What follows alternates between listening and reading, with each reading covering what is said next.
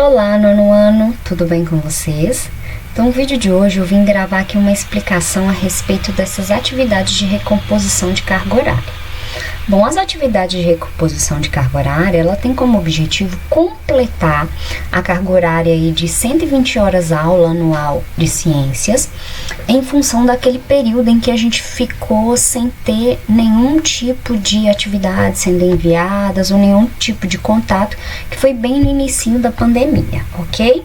Então, essa apostila que ela foi montada, ela vai contemplar conteúdos que ainda não foram estudados pelo fato de estar completando essa carga horária.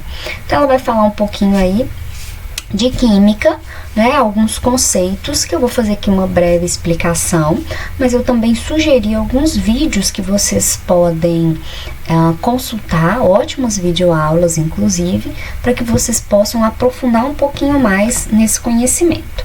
Bom, então, a primeira coisa, a gente precisa de entender o que é a química. A química, gente, ela é uma ciência bem antiga e que ela tenta aí explicar o estudo das substâncias que elas estão ao nosso redor, das propriedades, né? O que são propriedades? São características dessas substâncias, como que essas substâncias elas podem ser usadas no nosso dia a dia, quais são os benefícios, quais são os prejuízos que essas substâncias trazem, ou seja, vai fazer um estudo de tudo aquilo que está inserido ali no nosso dia a dia, que a gente acaba utilizando, e a gente vai entender melhor qual que vai ser o papel dessa química na nossa sociedade, quais são as aplicações, né, que ela tem no nosso dia a dia, quais são as tecnologias, enfim, quais são os benefícios e os prejuízos que ela traz para o ambiente. Então, a química ela é uma ciência aí bem moderna que abrange diversas áreas, e ano que vem no ensino médio vocês vão ter uma disciplina específica para o estudo de química, ok? Bom, então aqui eu trouxe um texto para vocês falando a respeito da química, na abordagem, né, no cotidiano, para a gente poder entender que a química ela está inserida em tudo. Então, quando eu vou no supermercado e olho lá as prateleiras com aquela imensa variedade de produtos, vocês vão ver que a maioria delas ela vem de indústrias, né? Ou que para fabricar ela precisou de algum momento ter um contato ali com uma indústria. Então, por exemplo, o arroz ele precisou seguir para uma indústria para ele ser retirado ali as substâncias que estavam ali no meio, por exemplo, as casquinhas, os grãos, depois ele foi embalado. A gente já tem, por exemplo, os produtos de limpeza, os detergentes, o sabão em pó, aqueles outros produtos de limpeza pesada, que passam por processos químicos mais complexos ali para a sua produção, certo, pessoal? Então, seja no processo de produção, seja no processo de produção de embalagem, na tinta que eles usam para poder fazer o rótulo, enfim, todos eles vão passar aí por diferentes processos químicos. Então, a gente tem diversas substâncias que estão inseridas no nosso dia a dia. Então, um sabonete, um creme hidratante que você usa, um medicamento que você toma, todas elas são substâncias químicas que fazem parte aí do nosso cotidiano. Essas substâncias químicas, como diz aí o texto, elas podem contribuir para a melhoria da nossa qualidade de vida, como por exemplo, né, acabei de citar o uso de medicamentos, mas elas sendo usadas incorretamente ou sendo descartadas incorretamente, elas podem trazer prejuízos tanto para a nossa saúde quanto para o meio ambiente. Então, quando uma substância química ela é descartada de modo incorreto no meio ambiente, ela vai prejudicar aquele ecossistema. A gente pode falar aí, por exemplo, do derramamento de óleo no solo. Então, quando o óleo ele é descartado ou aí na pia da sua casa ou é jogado aí no quintal, você está prejudicando o solo. Por que eu estou prejudicando o solo e estou prejudicando também a água? Porque a gente sabe que o óleo ele não vai se dissolver na água. Então, ele vai se acumular ali nessa substância e vai interferir na qualidade. Agora no solo, ela vai infiltrar no solo e vai chegar até lá no lençol subterrâneo também, causando a poluição dessa água, tá? Bom, A gente tem que discutir também que tem muito problema aí em relação ao uso da química. Por quê? Há uma certa confusão que toda vez que a gente diz a palavra química, a pessoa pensa em veneno, pensa em produto tóxico, pensa em alguma coisa que vai causar um problema muito grande para a saúde, ou já pensam logo em grandes destruições, grandes catástrofes, né? Mas a química, gente, ela tá, como eu já disse, no nosso dia a dia. Então tem um exemplo aí de uma propaganda bem interessante aí, olha só. Padaria Super Pão Puro. Venha experimentar nosso delicioso pão sem química. Bom, então, quando eu leio aí essa palavra e pão sem química, ela me dá uma ideia de que esse pão ele está isento de substâncias que podem prejudicar a minha saúde, né? Passando em uma ideia totalmente incorreta. Por quê? Porque para produzir o pão utiliza farinha de trigo. Essa farinha de trigo, ela sofre uma reação química com o fermento. Então, ou seja, eu tenho o uso de substâncias químicas. Então, a gente precisa de pensar que aí na cozinha da nossa casa, a gente tem diversos produtos químicos que nós utilizamos diariamente. Nós fazemos diversas reações químicas durante o preparo do alimento, então precisamos desmistificar esse conceito de que a química está relacionada com tudo que é de ruim, ok? Então a química nada mais é do que essas transformações que acontecem, como por exemplo na produção de alimentos, na produção de produtos que são utilizados na beleza, na produção de produtos que são utilizados aí para fins medicinais. Então a química está em todo lugar. Depois desse texto, eu pedi para vocês responderem os exercícios. Então, esse primeiro exercício aqui, ele é um exercício que traz um folheto, né, de uma propaganda de um produto de piscina. E logo a seguir, eu peço para vocês responderem aí 3 questões. Então, letra A. O que o anunciante pretende quando utiliza a mensagem livre de produtos químicos em sua piscina? Então, lembra lá do exemplo que eu dei do pão. É possível uma piscina sem produtos químicos? E aí, pessoal? Reflita um pouquinho aí se é possível ter alguma coisa sem química. E letra C. Propõe um anúncio alternativo que atrai os consumidores sem, contudo, enganá-los com falsas informações. Ok? Então, usa da criatividade aí para responder essa letra C. Número 2. Nos grandes supermercados do país é cada vez mais comum encontrar os chamados produtos orgânicos. Essa classificação de produtos orgânicos não coincide com a utilizada na química. Em química, orgânica é a área que estuda as substâncias de carbono e a inorgânica é a área que estuda substâncias dos demais elementos químicos. No entanto, no dia a dia, há muita confusão no que diz respeito à palavra orgânica. Bom, então na química, existe a parte da química orgânica que utiliza todas aquelas substâncias que têm carbono na sua constituição. Carbono é um elemento químico que é encontrado na natureza. Já a química inorgânica, ela estuda todas as demais substâncias que são formadas pelos outros inúmeros elementos que tem. Só que no nosso dia a dia, a gente acaba utilizando esse termo de forma inapropriada. Por que inapropriado? Porque a gente acaba falando assim, que substância, por exemplo, se eu plantar uma alface onde eu não utilizei nenhum agrotóxico, nenhum produto químico para fertilizar o solo, né? Essa alface é orgânica. A gente usa o termo orgânica como se fosse algo aí natural, ok? Então, letra A. Uma determinada revista de beleza publicou um artigo sobre alimentos orgânicos com o seguinte texto: à vez dos orgânicos isentos de substâncias químicas, frutas, verduras, legumes, leite, ovos e outros alimentos estão ganhando espaço nas prateleiras e na mesa dos brasileiros. Explique o significado da palavra orgânicos na afirmação do texto. Então, você vai explicar aí na letra A o que eles quiseram dizer com o uso da palavra orgânico, ok? Letra B. Escreva uma nova redação para o texto da revista usando conceitos corretos. Então, nesse caso aqui, você não pode usar o conceito, você não pode usar a palavra orgânica. Você tem que usar outros termos que indiquem o uso desses alimentos, que não tem o acréscimo dessas substâncias químicas que são nocivas, utilizando cada conceito na sua ordem correta.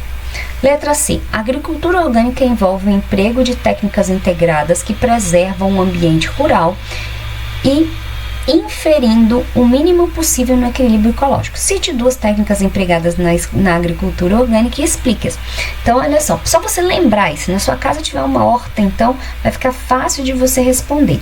Quais são as formas aí que pode produzir alimentos de uma maneira mais natural, sem fazer o uso aí de agrotóxicos ou outros fertilizantes que podem prejudicar tanto a qualidade do solo quanto colocar em risco a nossa saúde. Número 3. Julgue os itens abaixo, marcando C para os corretos e E para os errados, considerando a presença da química no cotidiano. Então, essas aqui vocês vão colocar C de correto e E de errado, analisando aí cada uma dessas alternativas, ok? Número 4. Leia o texto abaixo com atenção. Academias investem em alternativas ao cloro nas piscinas.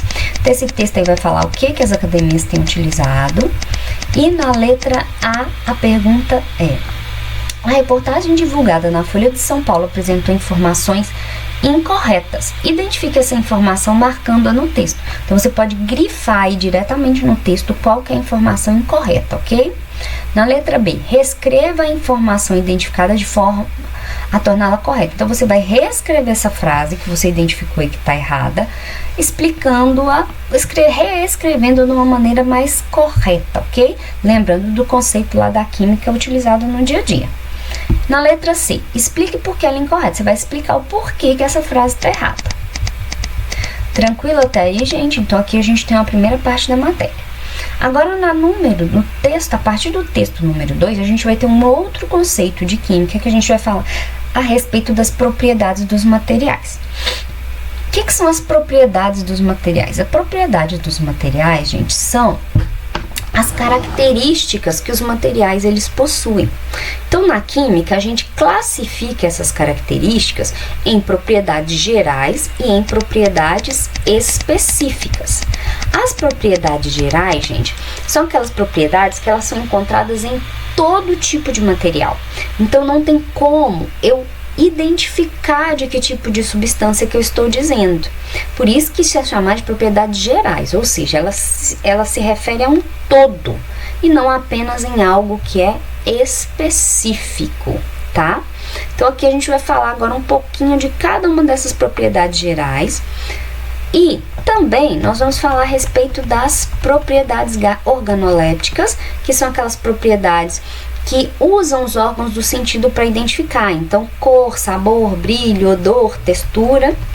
E as propriedades específicas já são aquelas propriedades, gente, que são únicas daquele material. Então, é aquela propriedade que eu consigo identificar que tipo de substância que eu estou me referindo.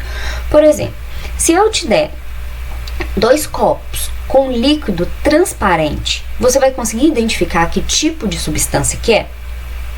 Uma delas está com água sanitária e a outra está com água pura.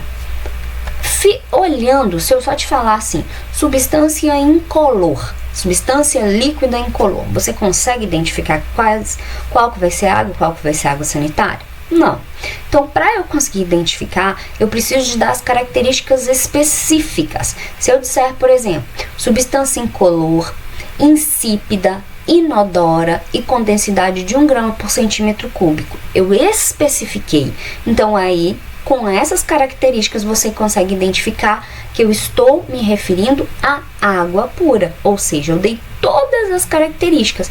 É a mesma coisa se você quiser falar de uma pessoa. Se você falar, por exemplo, uma menina, eu estou falando de um grupo geral. Se eu disser uma menina baixinha, podem ter várias meninas baixinhas naquele grupo. Se eu disser uma menina baixinha que usa óculos, tem cabelos curtos e está de batom vermelho, fui bem específico, então você sabe de qual menina eu estou me referindo. Então, as propriedades específicas, elas servem para poder identificar aquele material no qual eu estou me referindo, ok? Então, aqui pra gente entender cada uma dessas propriedades dessas matérias, eu abri o slide aqui pra gente poder entender. Então, a primeira propriedade é a propriedade de massa. Massa, gente, quer dizer a quantidade de matéria que um corpo ou objeto ele possui. Então, por exemplo, quando eu digo que eu tenho uma massa de 50 quilos, quer dizer que tudo que compõe o meu corpo, o total ali de matéria que eu tenho é 50 quilos. Não é correto eu falar que o meu peso é 50 quilos, porque o peso, gente, é uma outra propriedade. O peso, ele leva em consideração a quantidade de matéria e a força da gravidade. Então, o peso, ele é uma força que ele é expresso numa unidade de medida chamada de Newton. Então, toda vez que você for lá a balança, né, ao supermercado e subir numa balança, a uma farmácia e subir numa balança, você vai estar medindo ali a sua massa e não o seu peso. O que é inércia? A inércia, gente, é a capacidade de um corpo em manter ali a situação que ela encontra. Ou ela vai se manter em movimento, ou ela vai se manter em repouso. Então, por exemplo, você está correndo, alguém colocou o pé na frente. Por que você cai? Por que você é projetado para frente, igual aqui mostrando o palhaço? Por quê? O que está acontecendo ali? Seu corpo estava em movimento, então a tendência é ele permanecer em movimento. Então, por isso que ele é projetado para frente. Agora, por exemplo, você está em um veículo e o veículo para de uma vez, ele freia. Então, primeiro o seu corpo é projetado para frente, logo em seguida seu corpo é projetado para trás, porque a tendência também era permanecer em movimento. Agora, diferente, você entrou dentro do ônibus. O ônibus estava parado, claro. O motorista arrancou. O seu corpo ele vai ser projetado para trás, porque o seu corpo estava em repouso e a tendência dele era permanecer em repouso. Então, inércia é a manutenção aí no estado em que ela está. Extensão, gente, quer dizer com o espaço que essa matéria vai ocupar. Então, aqui eu tenho diferentes exemplos ali de extensão de um corpo, que a gente acaba chamando aí popularmente, né, no cotidiano, de volume. Que é a capacidade de impenetrabilidade? Ela diz o seguinte, que dois corpos, elas não podem ocupar simultaneamente o mesmo lugar no espaço. Então, por exemplo, aí, se eu tenho um copo cheio d'água e eu jogo uma pedra dentro desse copo, parte dessa água vai sair, porque ela precisa dar lugar para o espaço que será ocupado pela pedra.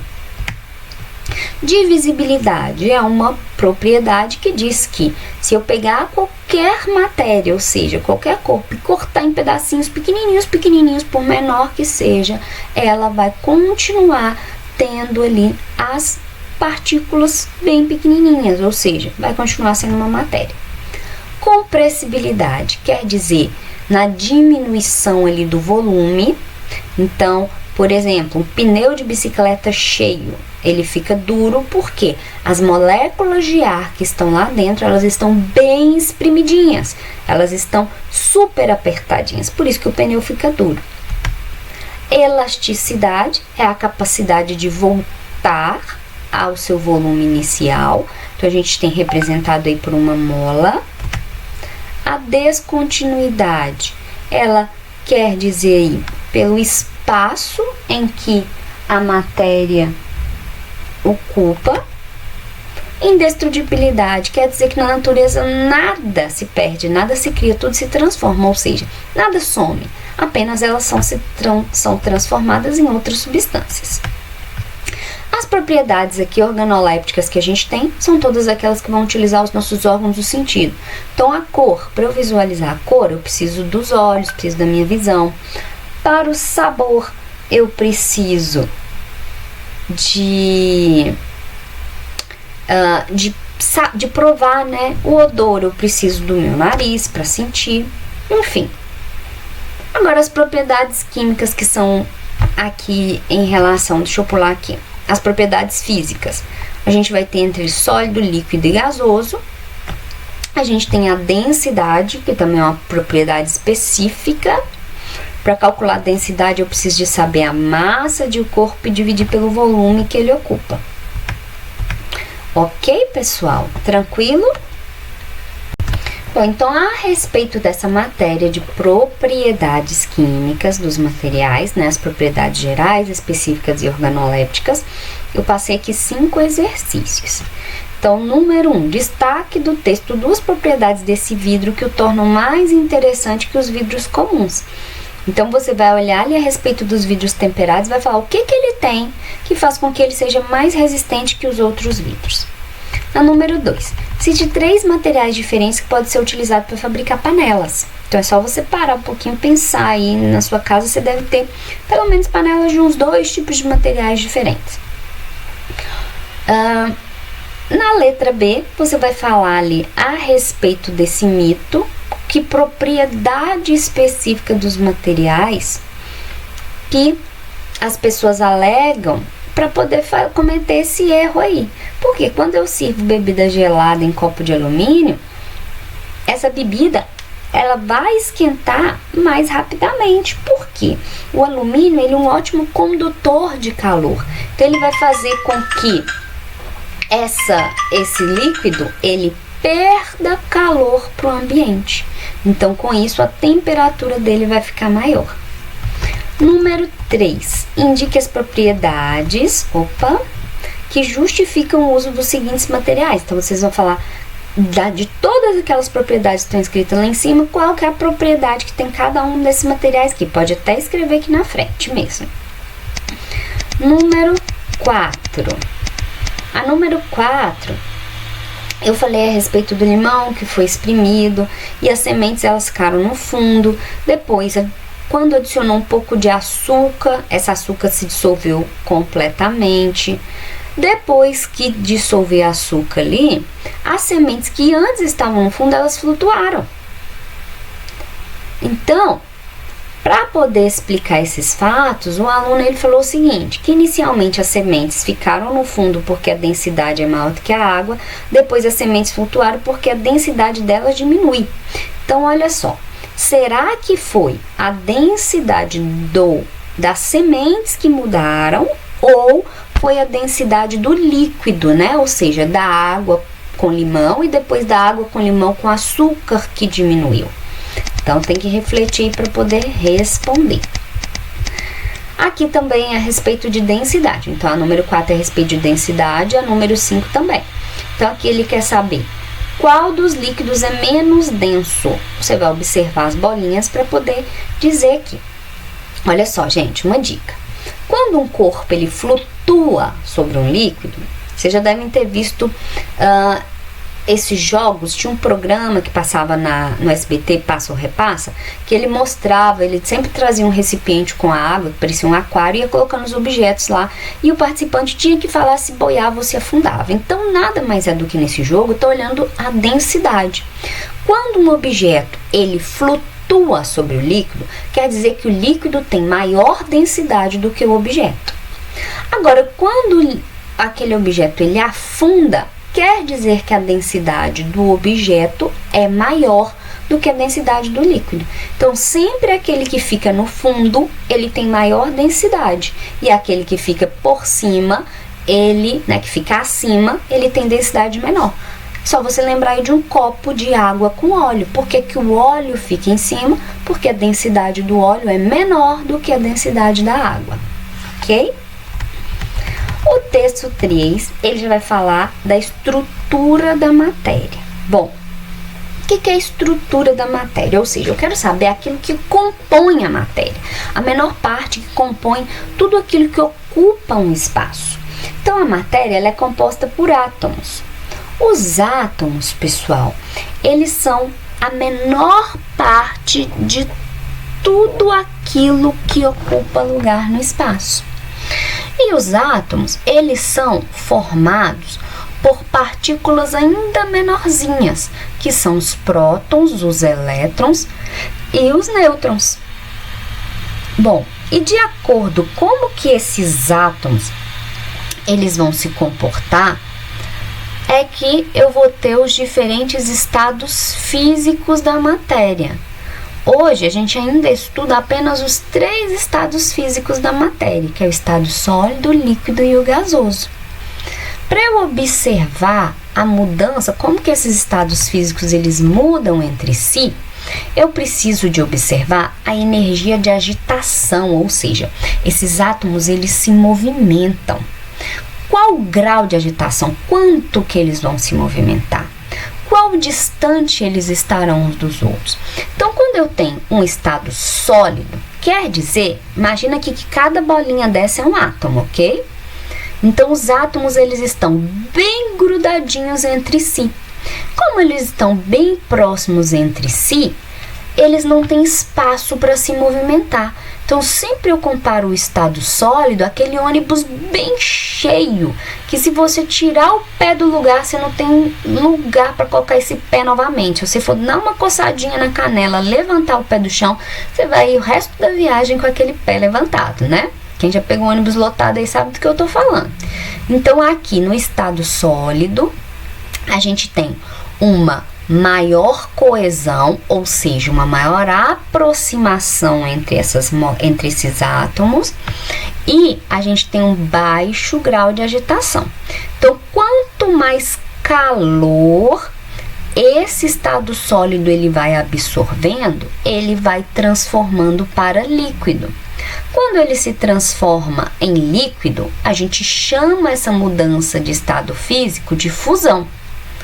Já no estado líquido, as moléculas, olha aqui, olha as bolinhas aqui, ó. Então, os átomos formam as moléculas, ok? Então, os átomos se casam, formam as moléculas. As moléculas aqui, elas estão mais distantes umas das outras, então elas têm maior coesão, elas estão mais afastadas, e tem também maior grau de agitação, então elas conseguem movimentar um pouquinho. Aqui já seria aquele ônibus na metade do dia, sabe? 2 horas da tarde, assim, você já consegue achar um lugarzinho para sentar, mas não dá para você ficar mudando de lugar toda hora não, que tem pouquíssimos lugares vazios ainda no ônibus.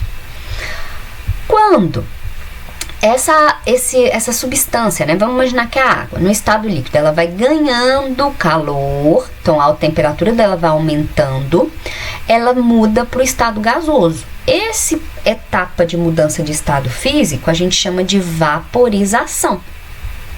Agora, no estado gasoso, gente, é aquela que você pega o ônibus lá bem cedo, o primeiro ônibus saindo lá do final, que é aquele ônibus vazião, que tá basicamente você, o motorista e mais umas 5 pessoas no máximo. Então, ou seja, eu tenho um alto grau de agitação, as moléculas podem girar aqui bastante, elas têm espaço para se movimentar e elas estão bem longe umas das outras, ok?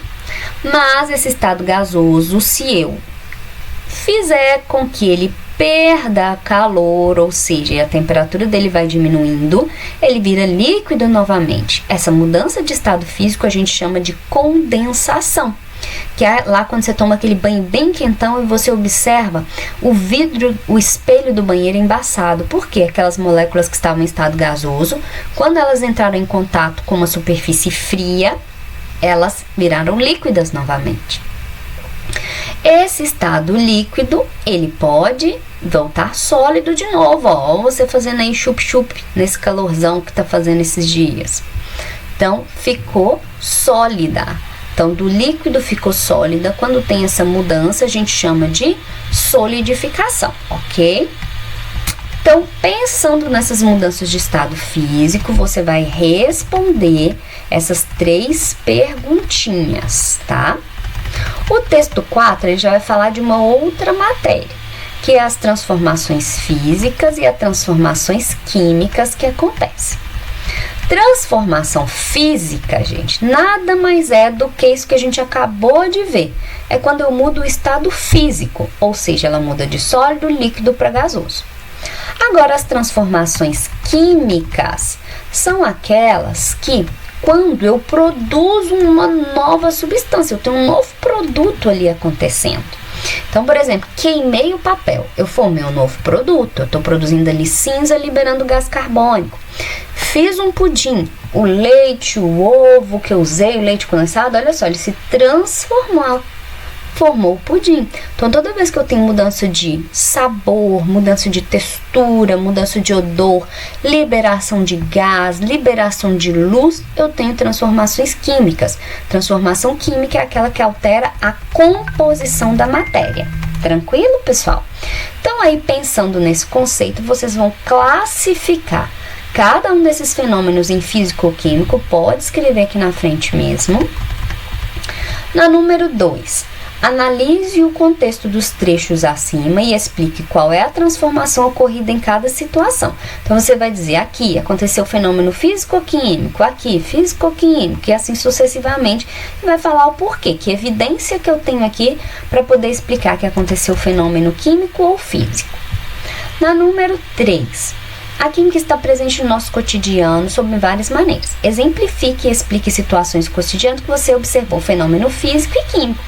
Gente, essa aqui é muito fácil. Você pensar aí quando você está lavando roupa, você está produzindo seus alimentos, testando receitas aí na cozinha da sua casa. Só você pensar na sua casa, no seu momento de higiene pessoal, você tem aí várias transformações químicas e físicas acontecendo. Na número 4, você vai analisar todas essas informações, e vai marcar aqui a alternativa correta. Então, também pode fazer na própria folha, ok? Já no texto 5, ele vai falar pra gente a respeito da evolução dos átomos. Então, eu já falei com vocês que o átomo é a menor partezinha que forma tudo que existe no planeta. Só que até os átomos serem descobertos, demorou muito tempo e vieram vários cientistas tentando explicar como que esse átomo se organiza, como que ele se configura, qual que é o desenho que ele tem. Então, o primeiro carinha, o primeiro cientista a testar foi Dalton. Dalton, ele achava que o átomo ele tinha uma aparência parecendo de uma bola de bilhar, ou seja, aquela bolinha de sinuca, ou seja, que era uma esfera bem maciça. Já veio outro cientista, anos depois, que foi Thomson. Thomson, ele já disse que o átomo, ele provavelmente parecia com um pudim de passas, onde eu tinha uma massa, e ali aquela massa que tinha carga positiva, ela tinha inserido nela, vamos imaginar que são as passas, ok? Que eram os elétrons, ou seja, elementos com cargas negativas. Já veio um outro cientista, que foi Rutherford, e Rutherford, ele já falou, não, peraí, não é assim que as coisas estão. Na verdade, a gente tem um núcleozinho cheio de carga positiva e longe desse núcleo ficam girando cargas negativas, que ele chamou de elétrons, e as positivas de prótons. Mas aí um estudante de Rutherford, que era Bohr, ajudava ele nas pesquisas de laboratório, ele completou esse modelo de Rutherford, porque ele descobriu uma terceira partícula que compõe os átomos, que são os nêutrons. Então ele disse o seguinte, bom, vamos melhorar esse modelo aí. Então lá no núcleo, ou seja, lá no centro eu tenho prótons que têm cargas positivas, tenho nêutrons que não têm carga, e girando em volta desse núcleo atômico, a gente tem os elétrons, que têm cargas negativas. Então, um átomo é formado por cargas positivas, cargas negativas e cargas neutras. Bom, então, a partir daí, vocês expliquem de uma maneira bem resumidinha, bem simples. Pode usar até o exemplo que eu dei aqui para poder explicar as características de cada um desses átomos, tá? A número 6, a gente vai falar um pouco a respeito das ondas eletromagnéticas.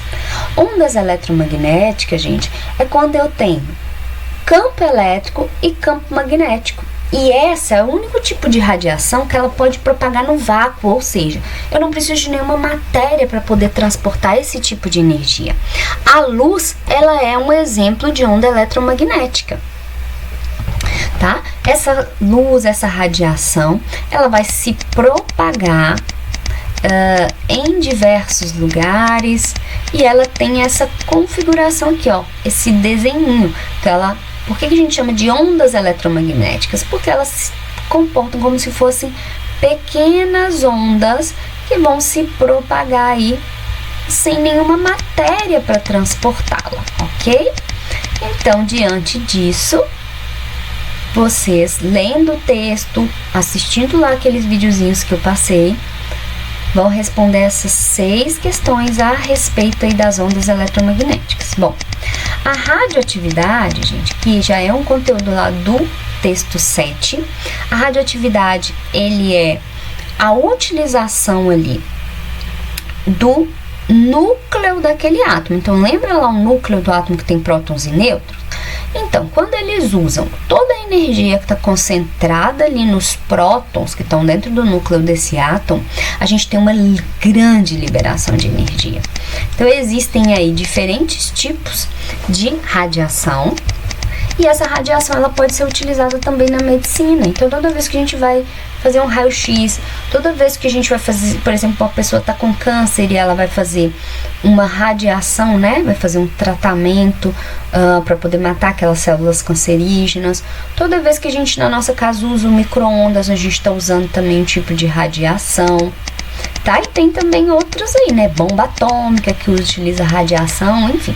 Radiação tá bem inserida aí no nosso cotidiano também.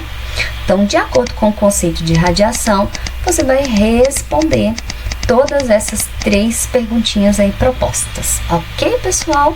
Então, essas aqui são as sugestões dos vídeos para vocês acompanharem e aprofundarem o conhecimento. E qualquer dúvida, podem me chamar no privado, ok? Um abraço, pessoal, até o nosso próximo encontro. Tchau, tchau!